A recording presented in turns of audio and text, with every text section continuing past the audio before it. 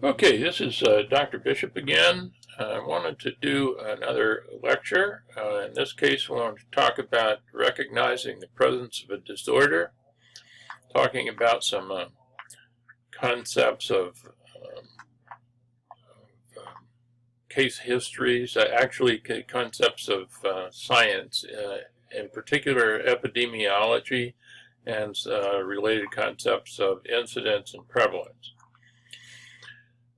So, the first thing is to recognize that mental disorders are typically defined by a set of characteristics. One symptom by itself is seldom sufficient to make a diagnosis. You can be depressed in mood, but typically people that have a actual full-blown syndrome of depression will have several other things that go along with this. For example, they will lose interest in activities that they typically enjoy. In sort of a sexist, stereotypical example, I usually say that, for example, women are depressed if, and the answer is, they lose interest in shopping. With men, I say men are depressed if they lose interest in sex. As it turns out, both sexes lose interest in sex when they're depressed. They also tend to oversleep or undersleep. They also overeat or undereat and lose weight. They have often suicidal ideology. The depressed mood lasts for longer than 2 or 3 days. There's a whole set of specific things that occur. And this, again, defines a syndrome. Or a syndrome and a mental disorder are about the same thing. They are the same thing. So a group of symptoms that appear together and are assumed to represent a specific type of disorder is called a syndrome. Okay, so aside from having those characteristics, again, typically, if you have a syndrome, you talk about duration and persistence of the maladaptive behaviors. In the area of sexuality, for example, you can have somebody that has erectile dysfunction or premature ejaculation. If they have it once or twice, it lasts a week or two, it doesn't qualify for a diagnosis. So the criteria says it has to exist for 6 months. So there's duration criteria. And also, again, remember that impairment, it has to cause a problem, socially, occupationally, or personally, cause distress and or impairment. So those also help diagnose the presence of a disorder. So who experiences abnormal behavior? When you first begin to do scientific study of a particular syndrome or a particular problem or abnormality or medical condition, sometimes you have very little information at all about it. And so from a scientific perspective, what you do is you identify the problem. And a good example of this was when they first started in 1980, started seeing cases of what we now know as AIDS, and it was an impaired immune system, and they developed life-threatening illnesses, actually. Those illnesses, pneumocystis carinii pneumonia and Kaposi sarcoma, were killing people. But they had no clue about the cause of the problem, so they just had a problem. So the beginning stages of scientific inquiry is a field referred to as epidemiology. And this, you study the frequency and distribution of disorders within a population. So for going on with my example, they found out people that were developing this immune deficiency problem that was killing them. turned out to be gay, turned out to be male, turned out to be people who had had a lot of sex partners, turned out to engage in specific kinds of sexual behaviors, and so forth. So from that, they developed when there was a correlation between the condition and some other characteristic, they had defined it as having a risk factor. If in fact you were less likely to get the problem, they defined it as having a protective factor.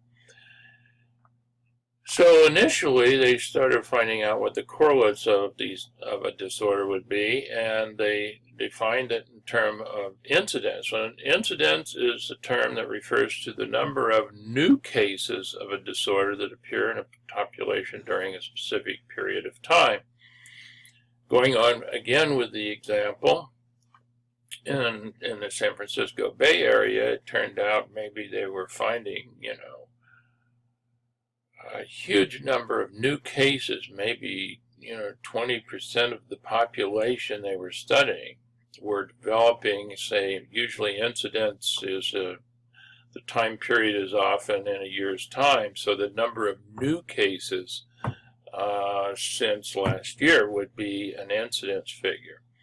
Prevalence refers to the total number of active cases, the ongoing cases, both old and new, that's present in a population. So not only cases that developed in the last year, but those that had been present before that and were still active would define prevalence. What typically is done is to talk about lifetime prevalence of a disorder. So even with mental disorders, you can meet the criteria for the disorder. For example, panic disorder. You can have a certain number of panic attacks and have the characteristics to define the disorder, and then you can get well, so to speak, and not meet the criteria. So you don't have the disorder. And but if you have ever had the disorder, even if you currently don't meet the criteria, you can refer to it as having, it would count as lifetime prevalence. There's a total proportion of people in a given population who have been affected by the disorder at some point during their lives. So let's see if you understand this. Here's a question for you. An epidemiologic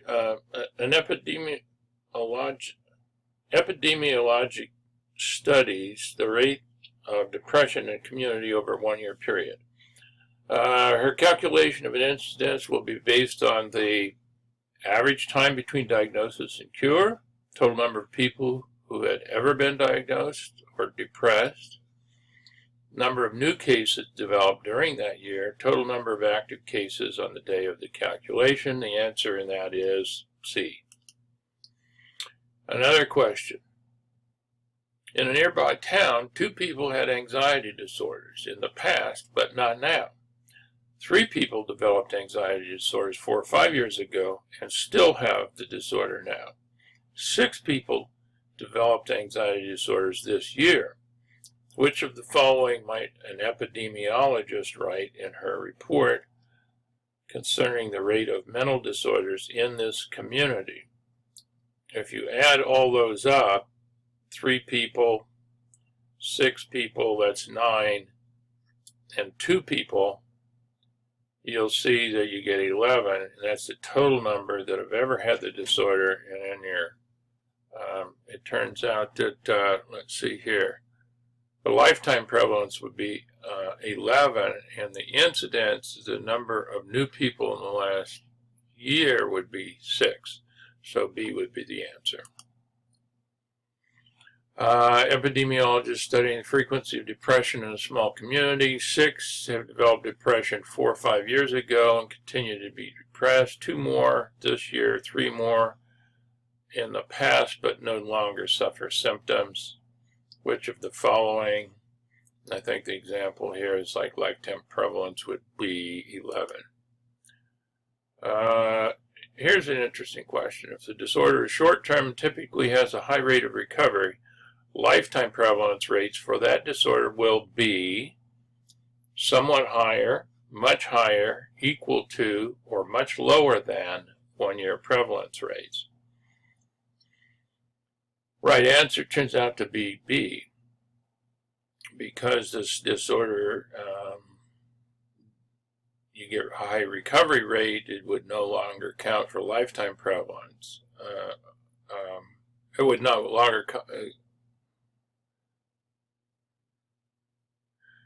longer count for 1-year prevalence rates, but the lifetime prevalence rates would be very high. Okay, coming now to looking at specific mental disorders and the prevalence of these by gender. Very interesting. First of all, it's really important to know that a fairly recent study found that over the period of a person's life, probably as many as 46%, just less than half of all people received at least one lifetime diagnosis. This makes the point, which other studies have reinforced, that the lifetime prevalence of mental disorders is very high. Epidemiological studies consistently find also gender differences for many of the mental disorders. So let's take a look at those. First of all, we'll come back and look at those for a minute. First of all, the lifetime prevalence by type of disorder. So what you find is major depression, major depressive disorder has a very high prevalence rate, lifetime prevalence rate probably 16 to 20%. Alcohol abuse is very prevalent, as well as drug abuse, and we're finding 10% or more with alcohol abuse. Drug abuse a little less than that. PTSD, you probably have at least 7%. Now some of these figures are specific to the particular study that you did and the population you used, so there's some variation depending on who you sampled. Panic disorder is fairly common. Bipolar disorder is a little less common. Actually, I've seen figures that are more around 1 or 2%. OCD, obsessive compulsive disorder, schizophrenia. Some of these disorders here, bipolar, OCD, and schizophrenia, are particularly severe, but not quite as prevalent. Bulimia, eating disorder, and anorexia are less prevalent. So in terms of specific gender disorders or differences, it turns out that anxiety disorders and depression are more common among women. So gender would be a risk factor for depression and anxiety disorders. Alcoholism and antisocial personality are more common among men, and that would be, so male gender would be a risk factor for those disorders. Other conditions like schizophrenia and bipolar disorder appear to have equal frequency in both men and women. Now, it's very useful for you to become familiar with not only the base rate of these various disorders, but also gender differences and other risk factors. And the reason being that if you really find out why there's differences in risk factors and so forth and gender differences, it tells you a lot about the potential causation of the disorder. So try to make a mental note to think about and to, say, memorize some of the base rates of disorders and the gender differences. It's also useful to look at cross-cultural comparisons of the mental disorders. Epidemiological studies, the frequency of mental disorders in different cultures suggests some disorders, like schizophrenia, and I would think bipolar disorders, are pretty much the same across a variety of cultures. The same could be said also for something like sexual orientation, homosexuality, for example, although it is no longer categorized as a mental disorder. It shows similarity in cultures that are very anti-gay as well as cultures that are more supportive. When you see that kind of pattern, it suggests that probably the causation of these disorders is not so much culturally related as it is biologically related or caused. Other disorders, for example, eating disorders is a classic example. Bulimia and anorexia are much more common in certain cultures and socioeconomic conditions. In fact, risk factors are being white, being female, being young, being in an occupation or an avocation that emphasizes attractiveness and performance and things like that. So depending on whether you see cross-cultural differences or not, or the disorder is specific to a subculture, it tells you something about, again, factors that are related to causation. Okay, we're going to stop here.